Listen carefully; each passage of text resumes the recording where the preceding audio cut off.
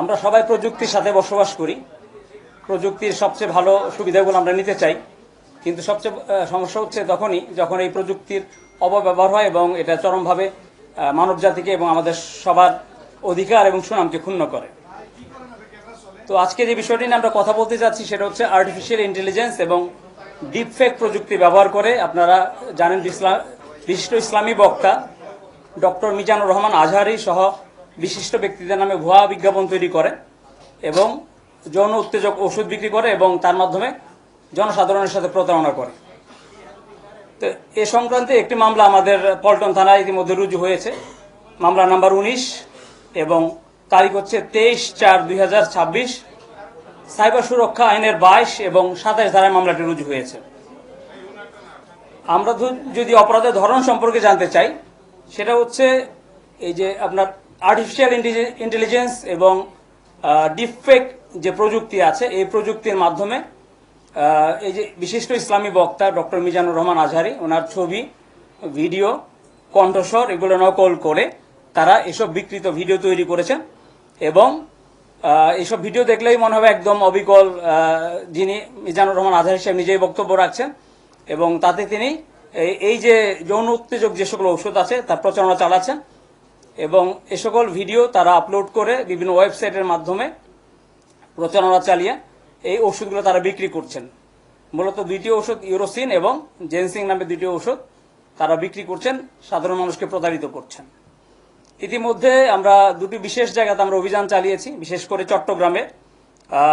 চট্টগ্রামে বাইজিদ বোস্তামি থানাধীন শেরশাহ কলোনির ঈদগাহ মাঠের পাশের একটি বাসা, যেখানে আমরা অভিযান চালিয়ে 9 জনকে আমরা গ্রেপ্তার করেছি এবং সেখান থেকে বিপুল পরিমাণ ইলেকট্রনিক সরঞ্জাম, বিশেষ করে ল্যাপটপ 11টি ল্যাপটপ, স্মার্ট মোবাইল ফোন 13টি, ফিচার মোবাইল ফোন 34টি, পেন ড্রাইভ 2টি এবং 21টি সিম কার্ড আমরা সেখান থেকে উদ্ধার করতে বা জব্দ করতে সমর্থ হয়েছি। মূলত ওটি ছিল একটি কল সেন্টার এবং তাদের এই যে অবৈধ ব্যবসা পরিচালনার একটা হাব। এবং আপনারা জানলে অবাক হবেন যে তারা ওই যে প্রচারণা যেটা চালাতো হচ্ছে চট্টগ্রাম থেকে, কিন্তু এই যে মালামাল যেগুলো ডেলিভারি করতো বাংলাদেশের বিভিন্ন জায়গা থেকে, বিশেষত ঢাকার মোহাম্মদপুর থেকে। এবং এরই অংশ হিসেবে আমরা ঢাকার মোহাম্মদপুর থেকে আরো একজনকে আটক করি যে গোডাউনের দায়িত্বে ছিল এবং মূলত কুরিয়ার সার্ভিসে, অর্থাৎ দুইটি কুরিয়ার সার্ভিস, মূলত স্ট্রিট ফাস্ট এবং পাঠাও, দুটি কুরিয়ারের মাধ্যমে এই যে যারা এর অর্ডার করতেন মালামালগুলো তাদের কাছে এই মালামালগুলো মূলত পৌঁছে দিতেন ক্যাশ অন ডেলিভারিতে।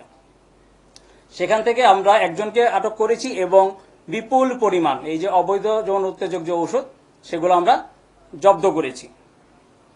আর এর সাথে যাদেরকে আমরা গ্রেপ্তার করেছি ইতিমধ্যে 10 জনের কথা আমি বলেছি। এই 10 জনের সবারই বয়স হচ্ছে আপনার 19 থেকে 24-এর মধ্যে।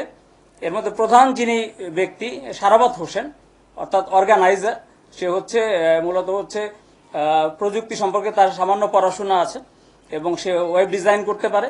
ফেসবুক সহ বিভিন্ন সামাজিক যোগাযোগ মাধ্যমে এই প্রচারণাগুলো তারা চালিয়ে থাকে।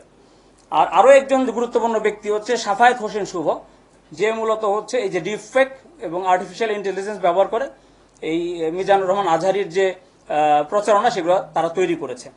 আসলে এটা তদন্ত মাত্র আমরা শুরু করেছি।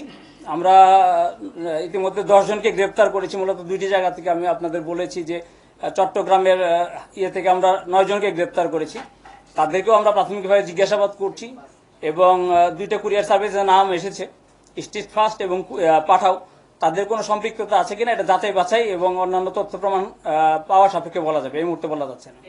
এখনো পর্যন্ত আমরা ওরকম কোনো মামলা, তাদের ইতিপূর্বে কোনো মামলা জড়িত ছিল এরকম তথ্য পাইনি।